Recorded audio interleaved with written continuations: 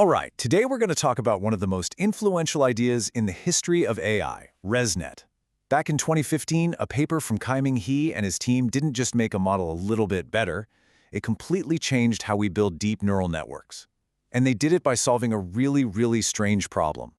So to really get why ResNet was such a game changer, you have to understand this paradox that was a total head-scratcher for researchers. The whole point of deep learning was that deeper is better, right? More layers, more power. But in reality, the exact opposite was happening.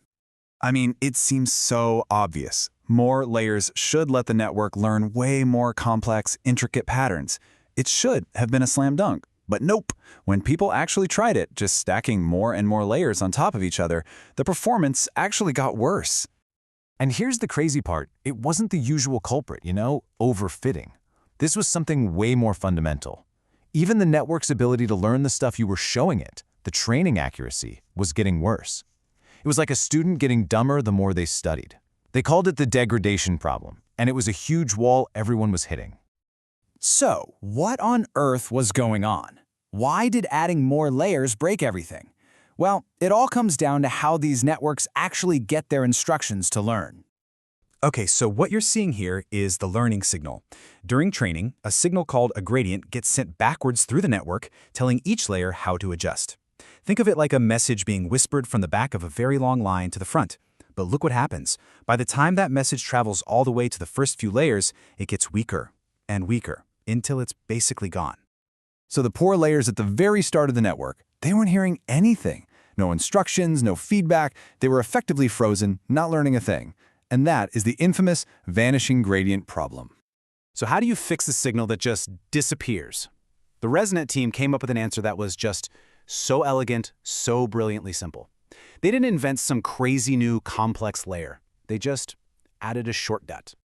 And this is the magic trick right here, the residual block. The core idea is, instead of forcing these layers to learn a whole complicated transformation from scratch, what if you just made them learn the change, the little bit you need to add or subtract from the original input? That's the residual. Here's how it works. Your input, x, goes through the normal layers that are doing all the hard work. But at the exact same time, a copy of the original x gets to take this express lane, this shortcut that just zips right around all those layers. And then, at the very end, you just add the two paths together. That's it. This tiny little skip connection is the whole secret.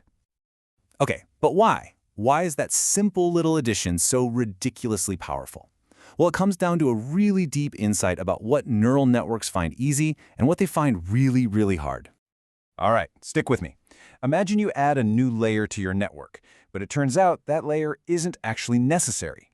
The best possible thing it could do is, well, nothing. Just pass the information through without changing it at all. That's called an identity mapping. Now, it turns out that forcing a bunch of complex layers to perfectly copy an input is surprisingly difficult for a network. So what if, instead, you just gave it the option to learn to do nothing at all? And this is the key. A normal network has this hard job of trying to make its output perfectly match its input. But a ResNet block, its job is way easier. If that layer isn't needed, all it has to do is make its output equal 0. And for a neural network, learning to output 0 is the easiest thing in the world. It's the default, easy mode setting. And boom, here is the aha moment. Remember that pathetic, fading signal from before? Now look at the ResNet line. It's flat, it's powerful, it's stable. The learning signal is getting through loud and clear to every single layer, no matter how deep the network is. That shortcut created a gradient superhighway.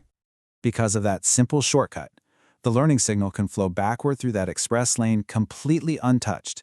It creates this direct, clean path, making sure that even the very first layers in a super deep network get the message on how to improve. So this elegant solution didn't just fix the degradation problem, it absolutely blew the doors off the limits of what people thought was possible in deep learning. This chart tells the whole story. As you add more layers, the problem in a plain network just explodes exponentially. But for ResNet, it just cruises along, totally stable and healthy. You can just keep stacking more and more layers. And oh boy, did they stack them. Before ResNet, people were struggling to get networks past maybe 20 or 30 layers. The model that won the huge ImageNet competition in 2015, using this idea, had 152 layers. That wasn't just a step forward, it was a quantum leap. The impact was immediate, and it was massive. It won the competition with an error rate that was actually better than human performance. It completely smashed the depth barrier, making the huge networks of today possible. And now that little residual connection is just standard. It's a fundamental building block in pretty much every state-of-the-art model out there. It is such a cool story of how just reframing a problem, making it easier for the network to learn the simplest possible thing, unlocked a whole new universe of capability. It really makes you wonder, what's the next elegant, simple idea out there just waiting to be discovered?